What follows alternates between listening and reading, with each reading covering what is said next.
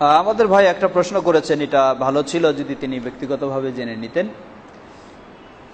তিনি বলছেন,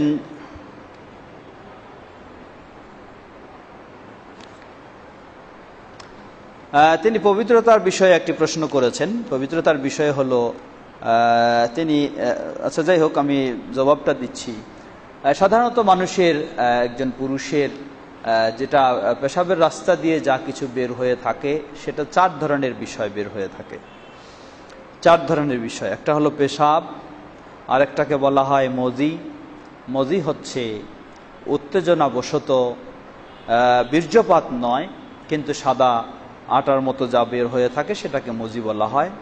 আরেকটা হলো মনি বা বীর্য। আরেকটাকে বলা হয় ওয়াদি। এটা হচ্ছে পেশাব শেষ করে কিছু সেই ধরনের রোগজনিত কারণে সাদা জাতীয় কিছু বের হয়, সেটা মজিও নয় মনিও নয়, অন্য কিছু বিষয়। এই 4টা ধরনের বিষয় বের হয়ে থাকে। তো তিনি প্রশ্ন করেছেন যে তিনি কাপড়ে সেই ধরনের সাদা সাদা কিছু দেখতে পান, কিন্তু অনুভব করতে পারছেন না যে এটা বীর্য কি না। জবাব আপনাকে আমি বলবো আপনার প্রশ্নের আলোকে, যদি আপনার সেই সাধারণত বীর্য সেটা তো বোঝা যায়, আর বীর্যপাত ঘটার যদি কোনো কারণ না হয়ে থাকে তাহলে আপনি সেটাকে বীর্য মনে করবেন না। বরং যদি আপনার মাঝে কোনো উত্তেজনা বা সেই ধরনের চিন্তা ইত্যাদি সৃষ্টি হয়ে থাকে যার কারণে সেই মজি বের হওয়াটাই স্বাভাবিক, অস্বাভাবিক নয়, সুতরাং আপনার এটি মজি হতে পারে। এটি মজি হতে পারে। মজি বলতে সেই মজির কারণে ওযু নষ্ট হয়ে যাবে, কিন্তু গোসল ফরজ হবে না। তবে সেই জিনিসটা অবশ্যই নাপাক। মজি এটা অবশ্যই নাপাক।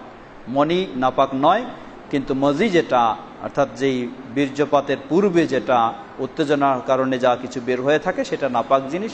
এটা যদি আপনার কাপড়ে থেকে থাকে এটা অবশ্যই ধুয়ে ফেলতে হবে, এবং সে যে জায়গায় লেগেছে সেটাও ধুয়ে ফেলতে হবে। গোসল ফরজ নয়। আল্লাহু তাআলা আ'লাম।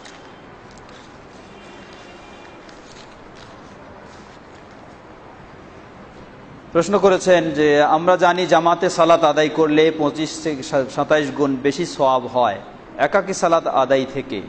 হাদিস সহিহ বুখারীর।